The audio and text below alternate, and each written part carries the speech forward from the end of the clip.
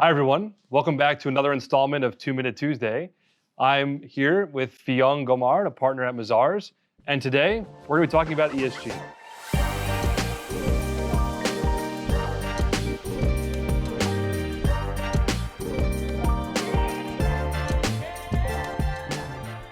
Phuong, thanks for joining us. Curious, so in the context of real estate and ESG, what are the key things that people should be thinking about today about ESG in their business? Yeah, so I think real estate is capital intensive sector, right? And it needs to continuously attract investment.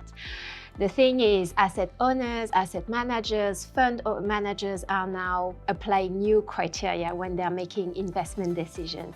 Why? Because you have new societal norms that have emerged, new risks as well, new opportunities, and all of this is now being considered and factored in every single decision. So the real estate industry, like everybody else, need to try and find how to satisfy those new criteria so that it continuously receives the capital that it needs to grow and develop and sustain itself. It is very capital intensive real estate, and that in and of itself makes it less nimble, right? But still need to think about how you're investing and that sustainability around that.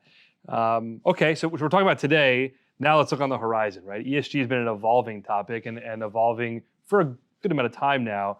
Where do you think you see ESG in real estate in the next, let's call it 1 to 2 years or beyond, for that matter? Yeah. Two things come to my mind. One is about footprint.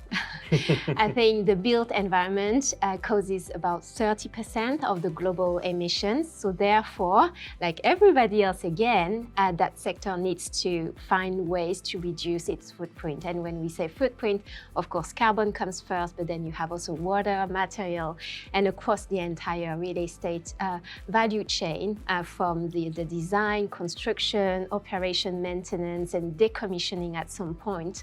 We have to find ways to reduce the footprint because everybody is looking at what you're doing, and if you're not doing the right things, you may be, suffering a bad reputation, or you may be facing a number of risks. And maybe the main one risk that I see is transition risk, which is about new laws, new standards, new rules emerging.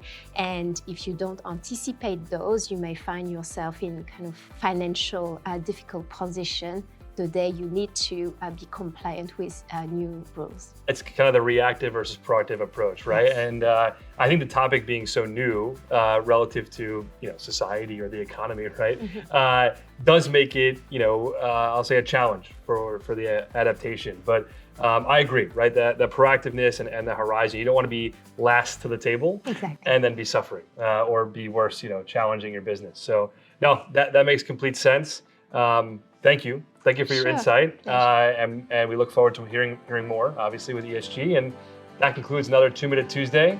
Stay tuned for the next.